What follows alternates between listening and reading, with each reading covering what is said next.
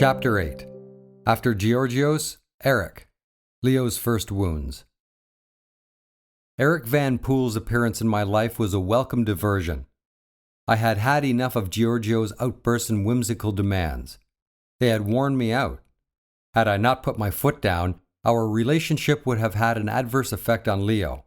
After all, he was my first priority. The business was running smoothly, but I couldn't honestly leave Janine its entire responsibility, especially since she had refused my offer of partnership. Between school, his homework, and Mama Melkia, Leo had plenty to occupy his days. The evenings were ours, a secret garden my sweet Leopold and I tended so lovingly. I wouldn't let Georgios trample on it any more, even if what had happened on New Year's Eve had been an accident. In the beginning, I eagerly sought the company of Eric Van Poel. It wasn't in my nature to make advances, but I felt an urge to sever the old bondage, knowing full well Georgios would always remain in my thoughts.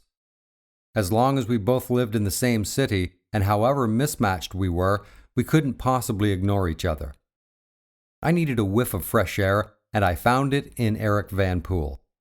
Eric was a demure and lonesome Flemish police officer, freshly disembarked from the motherland.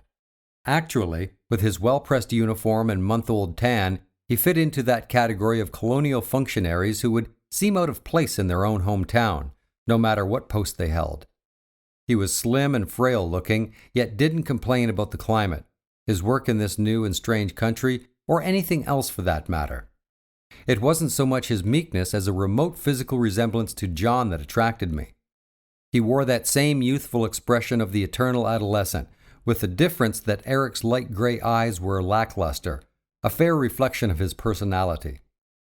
I could ask him a favor and he would immediately oblige, so long as it didn't interfere with his duties. Leo couldn't at first figure out why I invited a policeman to our house. The idea puzzled him.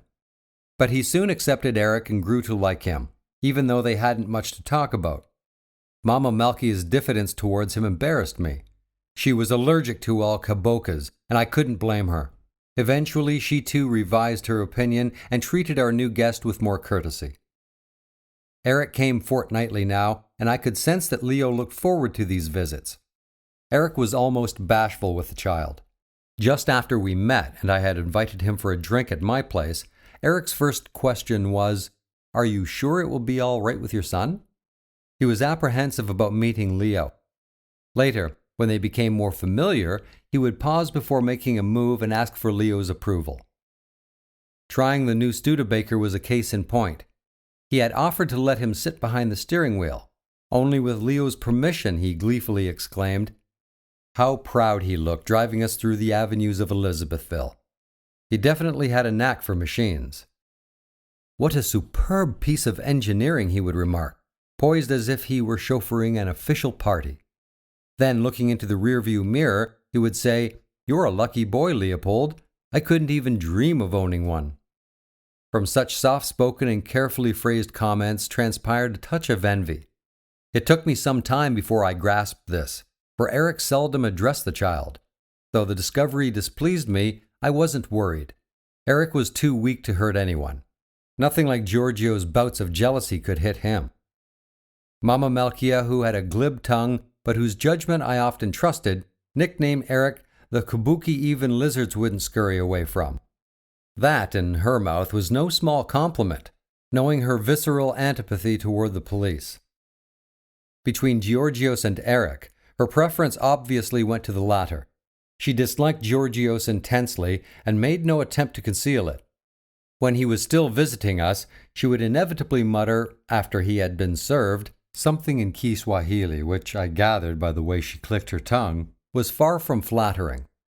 It wasn't in vain that she was called the Queen Mother, the English translation of her name. In fact, if I am not mistaken, Mama Melkia was descended from a famous chief. At any rate, the least one could say was that she didn't act like a commoner. Mama Melkia gave rather than received orders.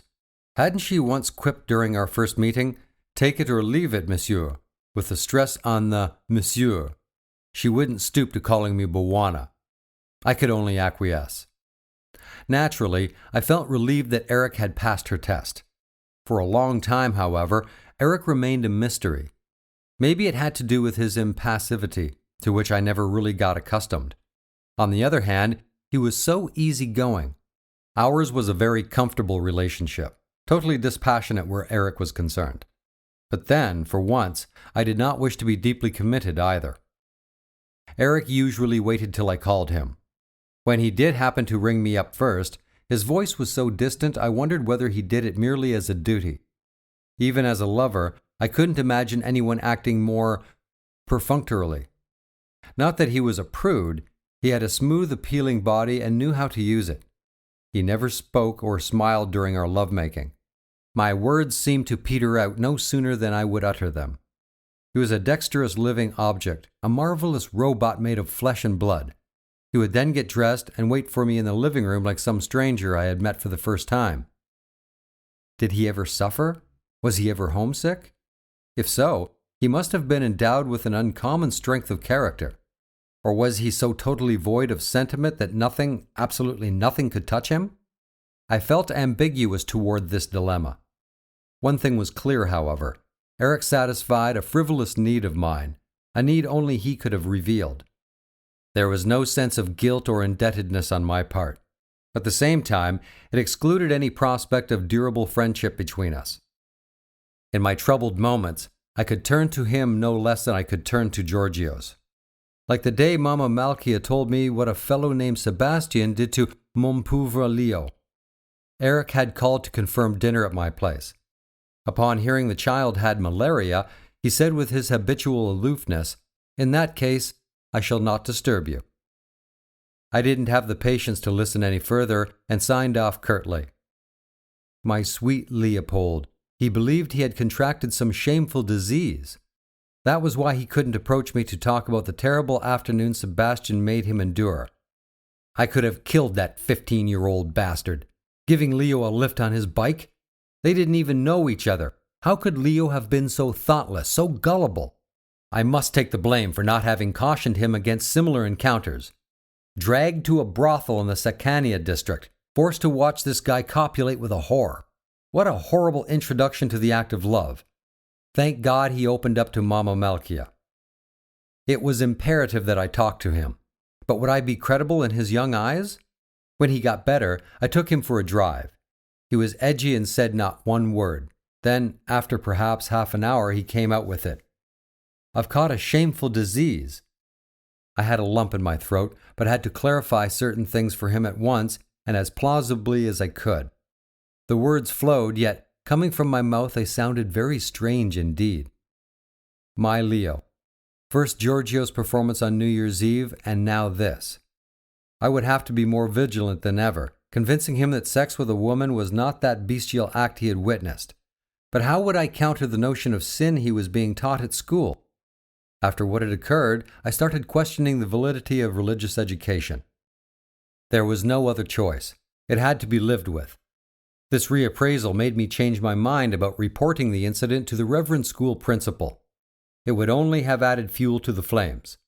Leo assured me that Sebastian, whom he insisted on calling Damien, no longer bothered him.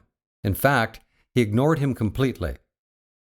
Soon, however, and thanks to Ishaya, Leo was his jolly self again. They would spend many late afternoons together doing their homework. It wasn't mere happenstance if Leo and this Jewish boy became best friends. Of somewhat dark complexion, Ishaya could easily be mistaken for an Asian or a North African. But unlike Leo, when antagonized, he stood his ground. He came from the interior and was thus acquainted with the Congolese mentality. He spoke fluent Kiswahili, a detail which, I noticed it on several occasions, slightly embarrassed Leo, especially when he, Ishaya, exchanged jokes with Mama Malkia. What I also liked in Ishaya was his integrity. He was very proud of his background. "I'm an Italian Jew," he told me, introducing himself. He made sure everyone he met knew it. I wished Leo would emulate him, but my sweet boy had a softer nature. If Leo had had a brother, he mightn't have had so many misgivings about himself. It was only after I had seen how well he and Ishaya got on that the thought crossed my mind. We knew no other little Métis in Leo's case, whereas Ishaya belonged to a tightly knit, if small, Jewish community. They even had a synagogue and a youth center. The rabbi would come to St. Francis twice a week to teach Hebrew and the Torah to the school's half-dozen Jews. Leo spent an ascension holiday once on the farm of some friends of Ashea's. He had never been to the interior before, and I thought the experience would be beneficial to him. Instead, when he came back, his attitude was awkward and withdrawn. I had to worm secrets out of him. Then I understood what had made him so anxious. The farmers, a couple of Flemings, had a son of Ashea's age to whom they only spoke in Kishwali. Apparently, they did this in order not to uproot the child, who attended a nearby mission school where all the pupils were Africans. Piet and Ashea hadn't seen each other for some time, and naturally they had much to catch up on. They chatted away in Kiswahili, and Ashea would occasionally translate part of the conversation into French for Leo. I initially presumed Leo had felt let down by his best pal, or that he might be a bit jealous. That wasn't the problem at all. The young Fleming's behavior, an anachronism in the Belgian Congo, was that of an African boy. This is what really troubled Leo, giving him a sort of inferiority complex. Leo was such a diligent pupil, he always brought some excellent reports, but unfortunately, he didn't have Ashea's versatile mind. That long weekend in the interior, in fact, triggered his first serious identity crisis.